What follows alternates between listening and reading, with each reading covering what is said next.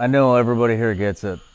I get like questioned like a million fucking times, like, what do I need to do to prepare for buds? You know, what do I need to do this? What do I need to do? You know, do I work on my swims? Do I work on my, you know? What and exercise? It gets like overwhelming. You know, like every other email is, or Instagram message or Facebook is, what do I do to go to buds? What do I do to go to buds? So let's just start with Wizard.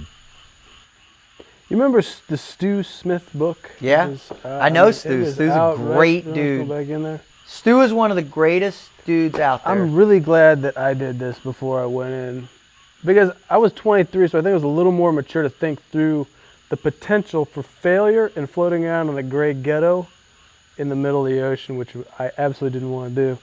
So I decided that that's actually a pretty tough routine. If you look at that course, I mean, I think it was like 6 months long, or at least 3 months long, and it was 6 months long, I think. And I said, well, I'm going to do this every single day to the absolute T. There's not going to be any shortcuts, not on a single rep, not a single exercise. There will be no excuses whatsoever.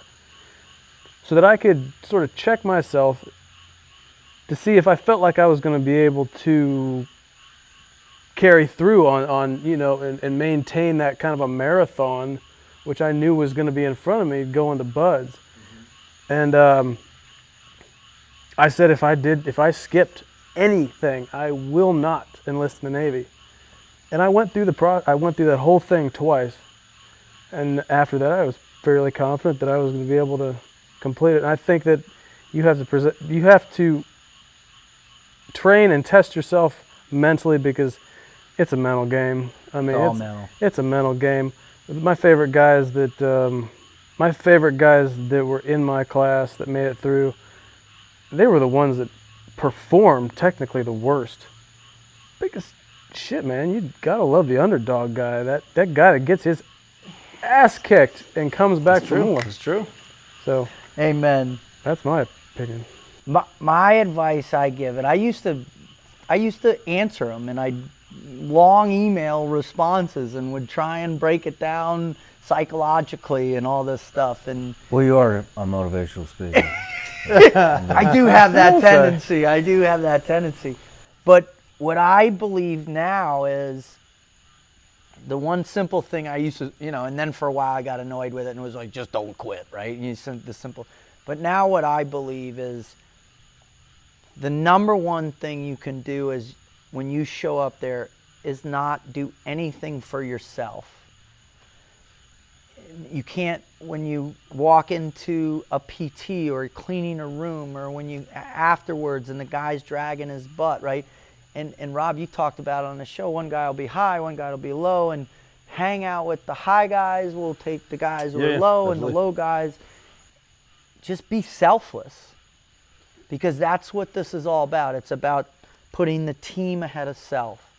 And so if you start in with a selfless attitude that my main thing is to make sure his shit's squared away, he's my swim buddy, his boots are dialed in, his socks, then it starts that train rolling, and you jump the gun, and you stop being so self-centered in your own mind to make it, that it's about someone else, which is what the teams are about as a whole.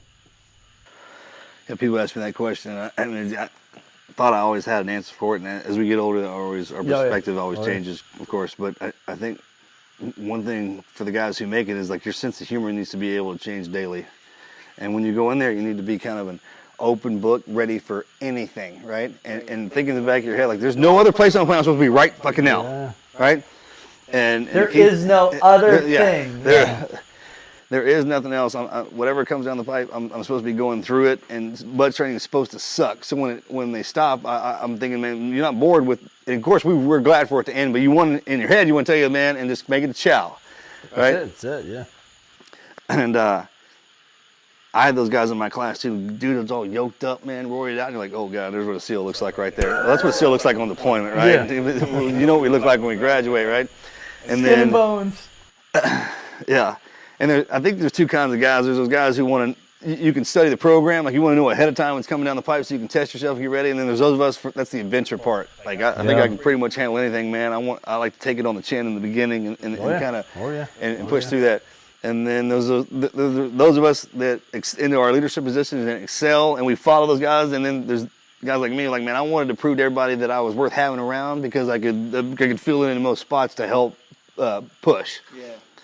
And because I don't have any special skills.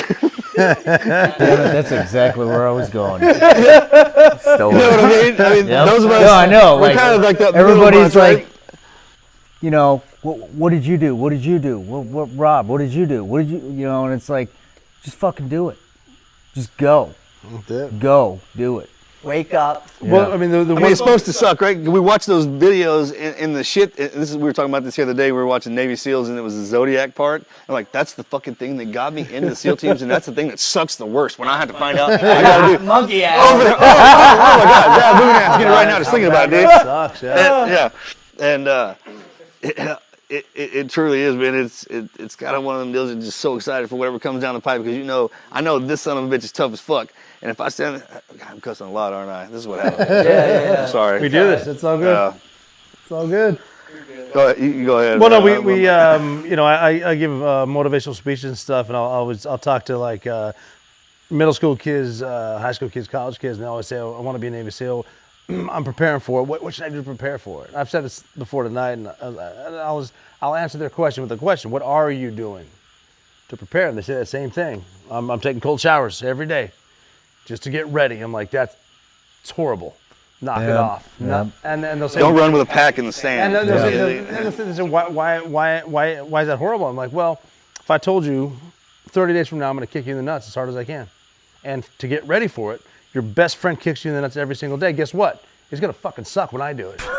So just embrace it when it happens. You can only imagine what it's going to feel like in order to be a Navy SEAL, take warm showers. That's it. No matter what, take the suck. It's gonna suck. Boom, it sucks. Get in the fucking water again. You're gonna get plenty of that beat down bullshit there. Don't do that for shoes on the fucking treadmill. Yeah. Keep the boots off, and I'm gonna crush you in 30 days. Embrace it. And don't take anything personal, no matter what. Right? No matter what. And it's one of those things like I always tell people, like we need a chick out in town. It's like, hey, my job starts with an H. Navy SEAL. That's a great question, man. I should have gone first on this one. Damn, because I was going to say that too. But shit. Fuck. The greatest part is just the damn unique characteristics of. I mean, we've got gangbangers and fucking bankers' sons and billionaires' sons in there. There man. I am. It's kind of like there and we're all there sucking it up together. On the CTT, we just went through the decon shower. Next to me is a gangbanger from Denver. Over here is got a English Lit degree from Clemson. Up here is a guy from Butte, Montana. Mm-hmm. You know, I'm a college dropout from Boca Raton, Florida. Dude, I showed up, I was 19, man. Like 19. Like the second youngest guy in the class. One of the coolest things I saw. I love that. When we were going through Hell Week, though, we're Wednesday something Hell Week. We're at the pool, and we have a chance. I know they were doing it on purpose. We have a chance to go into the locker room and take a warm shower. A warm shower. Every motherfucker said, I'm not doing it. Yeah, I'm not getting warm. I'll get back in the cold. Yeah. I'm not fucking doing it. It's not worth it. It's not worth it. My swim buddy's guts got all jacked up, so we had to go in there with him. And I was sitting, and I'm never forgetting. Instructor from Rock walks in. He's like, "What the fuck are y'all doing in there?" I was like, "No, it's not. We're not hiding. I swear to God." And he goes, "Go get in the hot shower." He made us go get in it, and because the decon, that's the name of that damn coach. Yeah. You could hear that damn thing firing up, right? Those pipes like freaking. I'm not getting. That was my room at 604. Was that wall? That pipe right in Rollback Land. Yeah, dang. My favorite thing about the young guys, we had one in our class. His name is Nick Hawks, and I'll never forget. You remember around the pit at the end of the day, your boat crew or your OIC would get around and be like, "All right, here's what we did right today. Here's what we did wrong. You know, officers, do you have anything you want to say?" You know, all this, and everybody would be like, "Oh, we need to be more on time," and they'd go around, and I mean, I remember Mr. D would be like, "Rah rah rah." Yeah, freedom. Yeah, freedom. And it was so funny I had drinking forever, man. It was so funny, but then I remember Nick got up, and Nick was 18. He joined 17, 18 at Bud, and he was 5'7", maybe 5'6", 130 pounds, soaking wet. And he comes up, and he had this way he kind of walked. Cocky motherfucker, but everyone loved him. Everybody loved Nick. Yeah. And he came up, and he got out in the middle, and he goes, all of you effing pussies, right? He goes, you guys that are all scared need to quit right now and get the fuck out, dude. Are you shitting? I swear to God, dude. Everyone out. Dude, Most of us like, well, first of all, maybe not fuck him. That's awesome. Yeah, right, dude. He did it. Everyone's going to quit now. Get the fuck out of here. Quit now, get the fuck. Dude, I went. I love this. Oh, he was turned into like the class mascot, and he was hard. I mean, he was miserable, but he was hard. Oh, he knew he was taking some heat, too. Oh, after that, it didn't stop, man. Well, I guess I would say I guess I just blend it all together then, and you know, like, one, just do it. Like nowadays, like everybody has got so much access, you know, to like Everything. us, and it's, hey, what Jeff would you Nichols do? Hey, has what a would you do? program, Hey, what would too. you do? Hey, what would you do? Hey, what, you know, and it's like, Hell, I got I'm too the much newest one. information. I think my generation is probably the newest one out of. It is the newest, you know, out of all of us, and I didn't have access to that shit. Yeah. And I was 18, and I said, "Fuck it, I'm gonna do it," you know, and I did it. And then like what you were saying, like, be selfless. Like I remember the people that stood out to me the most in my class were the Marines.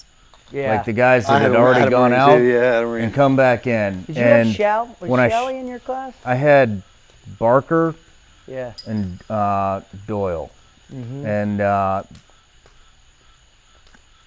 and Elliot Miller too. Yeah. Oh, yeah. And those guys, man, like, just fucking got it. You know, like, Ramadi.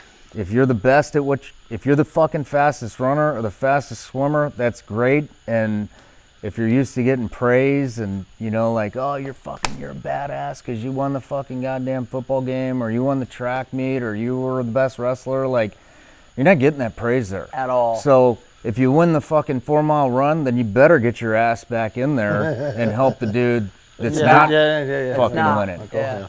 And you better not be looking for that praise because you're not going to get it. Yeah.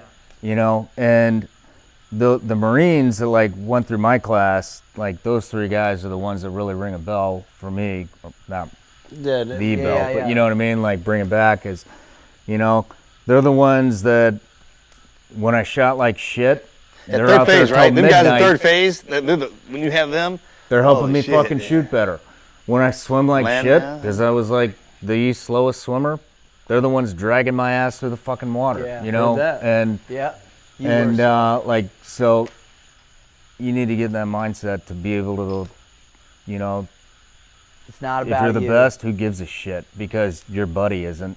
Yeah. So make him the best, or you know what I mean.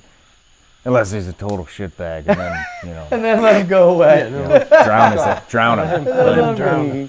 You know, but Awesome. yeah, I mean that's my take. Well, gentlemen, I'm glad you brought that up, man. Those Marines, dude, because that's a big deal to get out of the Corps.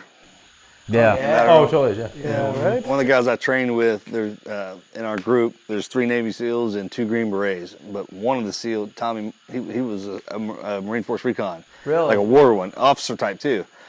And when he decided, I think he was 10 years in the Corps before he's like, I want to be a SEAL now. Took him forever to get through buds because he was old and busted, you know. I mean, geez, he's at 10 now. Really? Oh yeah, hard as nails, man. But it was, we hit third phase, and what's the instructor was, anybody Marine in here? And when Sean Morrison stood up in our class, everything got a lot easier. They moved him kind of into the leadership position. Did they? That's cool. Squared away. That's cool. Gents, again, Rob, Sean, thank you so much for coming all the way out.